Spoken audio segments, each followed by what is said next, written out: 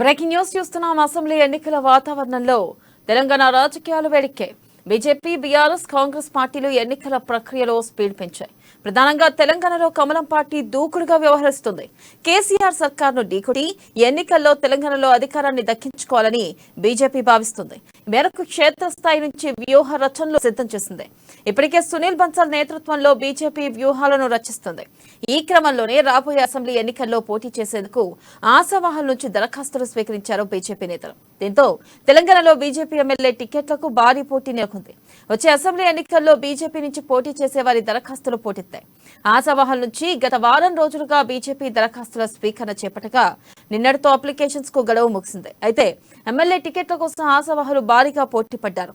119 సీట్లకు 6,000కు పైగా దరఖాస్తులు రావడం ఆసక్తి రేపుతుంది.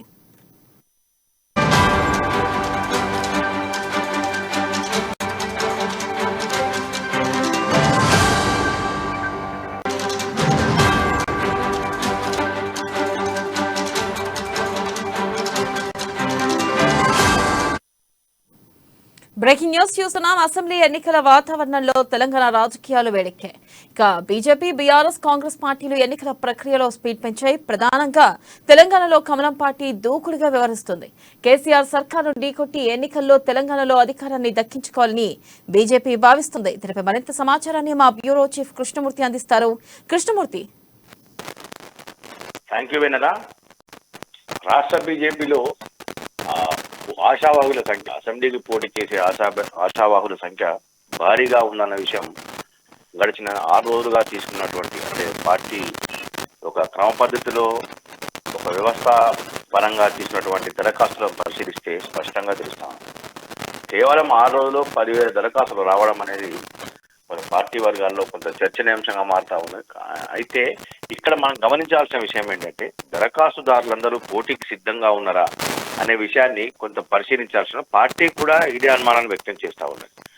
దరఖాస్తు చేసుకున్న వారిలో ఎంతమంది ప్రజాక్షేత్రంలో ఉన్నారు, ప్రజా బలం కలిగి ఉన్నారు, ప్రజా మద్దతుతో ఉన్నారు, కూడగట్టి ఉన్నారు అనే విషయాన్ని వాళ్ళు కొంత బేరీజు వేసుకుంటా ఉన్నారు. దరఖాస్తులు భారీగా వచ్చినప్పటికీ ఆ వడపోత కార్యక్రమంలో అదే స్థాయిలో దరఖాస్తులు తిరస్కరణకు గురయ్యే అవకాశం ఉన్నాయని చెప్పేసి పార్టీ వర్గాలు పేర్కొంటా ఉన్నాయి.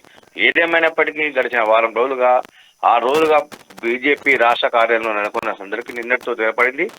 ఇప్పుడు తాజాగా అంటే వచ్చిన దరఖాస్తున్న వడపోత ప్రక్రియ విషయంలో కొంత పార్టీకి కొంత తలనొప్పిగా మారే ప్రమాదం ఉంది.